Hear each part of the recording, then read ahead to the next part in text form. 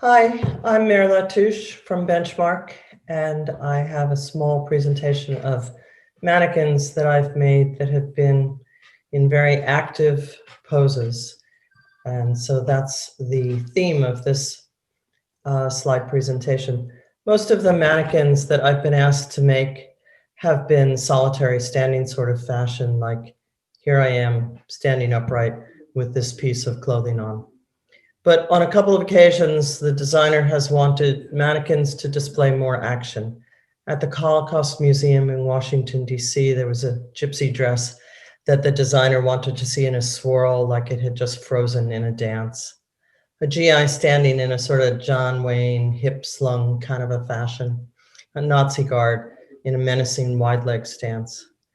The mannequins I'm showing here are from an exhibit at the Flint Center at historic Deerfield, where the designer had imagined characteristic poses from the lives of those that had worn the clothing, men and women in elegant 18th century garb together in conversation, a fellow in the army ready to draw his sword, although there was no sword, a young skivvy peeking out at the world of her betters from behind a doorway, a young gallant at a ball, and so on.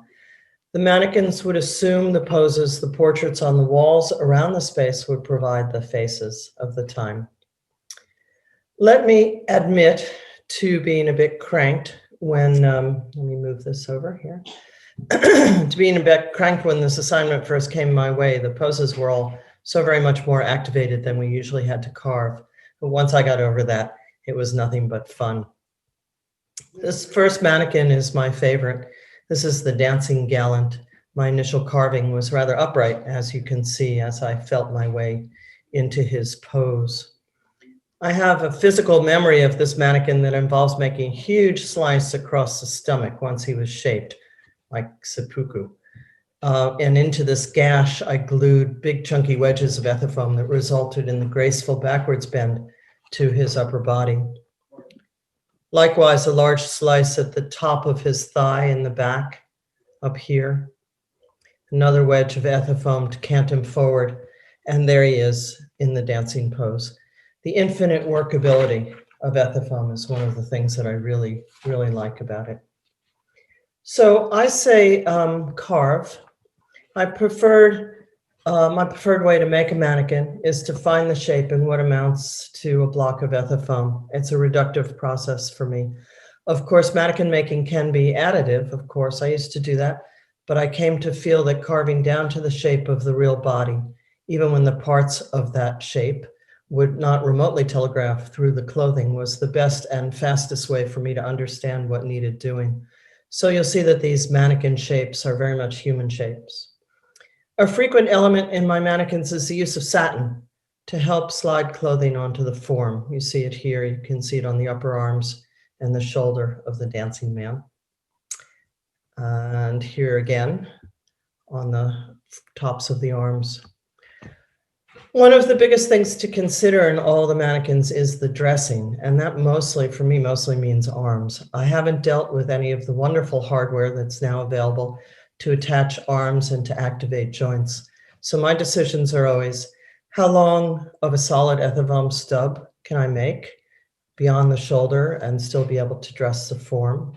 At what point do we add to the stub what we call sausage arms, 3-inch stockinette stuffed with poly batting that allows you to stuff the sleeves, stuff the arms into the sleeves of the costume, sort of like dressing a floppy 3-year-old. Or in some cases, do we make removable arms, which I have some examples of coming up in a moment. Here is the guy dressed.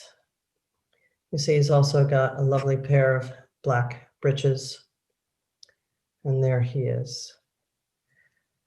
For the dancing man, because the coat opened up so easily, we didn't need to make removable arms. I can't quite remember, but I think we inserted an aluminum rod, perhaps 3/16 in diameter, into the ethifoam stub and wrapped it around with poly batting in the sausage part. And this allowed his arms to be bent at the elbow and to stay there. This next slide is the army fellow. You see the designer's drawing the concept of his reaching for his sword. In this instance, both arms removed to dress the mannequin, as you can see in this amended photo. Again, the use of satin slide, and note to myself up top here, which says this is very forced position for this coat's arms, and I don't recommend it at all. Oh well. To return to the removable arms for a moment, here's the guy dressed. There. The removable arms we do by means of a mortise and tenon. I'll often give that a triangular shape and make it as large as I can. It turns out that a cut ethafoam surface has a great ability to grip to another cut ethafoam surface when it's inserted, and it's a perfect match. And we make use of that in this case. Sometimes we'll augment the mortise and tenon with twill tapes. I'll put twill here and make it into a triangle and have a Velcro at the top, and then I'll go across the shoulder here with a Velcro tab up here. I don't think we did that in this case. It didn't need it. So the next two examples are from the elegant couples that peopled this exhibit, a seated lady and a standing gent with his arms behind his back in a conversational repose. The first slide is again the worksheet I try to keep on every mannequin. Here you can see the drawing that we were given to work to, including my sketch of how we were going to seat her. She's very straightforward, essentially just a torso. Because her bodice was so very tight and very tiny, we made very little by way of solid arms below her actual shoulders. Most of what you see here is the sausage arms. About half of the arm is sausage. The fun of this mannequin was this great petticoat that held her skirt out. And also it was completely, what was very successful about this mannequin, I remember, was the inference of her thighs under the skirt when she was dressed. Hard to see here, but take my word for it.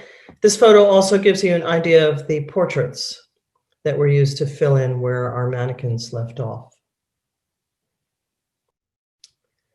And now we come to the gentleman. You can see here the concept again of the designer. This is the mannequin that we were to make, and here was a portrait behind that gave an indication of the people here. The tricky part of this mannequin was that the arms were to be behind his back. Both of the arms had to come off.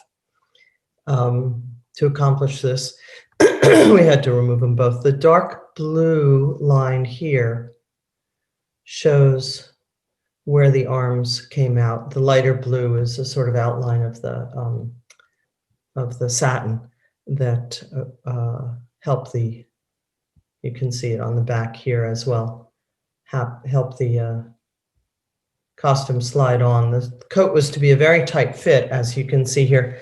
And so the satin was to help, so I could tweak it once it was dressed. The arms, because they both removed, it was very easy to dress the mannequin here. They were easily inserted into the sleeves of the coat, but nonetheless, we made very deep V's, V cuts at the elbow in the ethafoam. And this allowed us somewhat to flex the ethafoam to get it into the sleeve. And then once it was dressed, the bent shape would just resume. Because the arms were rather meaty in this instance, it was a good choice. And again, they were covered in satin to help the slide. Lastly, since we're talking about mortise and tenon, I wanted to show you an example of a different use rather than for removable arms. Many Native American dresses have to be shown with the arms straight out in kindness to the heavily beaded yokes that so many of them have. Our solution to dressing these gals again makes use of the mortise and tenon. Here you see the arms half of the mannequin with the mortise on the underside. The photo is a bit hard to read, but this is the stub of the neck with, we're looking at it from the underside. This is the stub of the neck with the exhibit fabric on it. Also at the ends of the arms, the exhibit fabric. So this part of the form, of the mannequin form, slides into the dress from one wrist through to the other wrist. Of course, you have to pay attention here that this dimension will easily insert at that point. And so we spent a little bit of time making sure that it was reduced enough to be able to go through. But once the dress is on here, it can be very easily carried over to the torso part of the form. And here you see the torso. This is the tenon hidden behind the bust. And excuse me, once you have the mannequin, once you have the dress on the mannequin, you can just lift it up and lower it onto that tenon very easily. It is really, really easy. And here you see it assembled. And also here assembled. You see that the black line, of course, is my drawing on there to show you where the seam would be.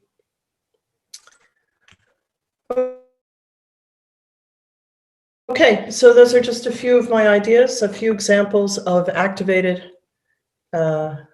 mannequins that we have made in the past, and I hope you enjoyed that. Thanks a lot. Okay, our next question is for Mair. What archival/tested satin would you recommend for using on your forms? Well, I don't have that much access to fabric, and so I have to confess it was Joanne's finest satin or China silk, white, washed, ironed, and that was the whole of it. Joanne's is awesome. We've got a. I hardly even have a Joanne near me anymore. Oh no. Yeah, fabric stores are disappearing. We all have to go out and buy fabric.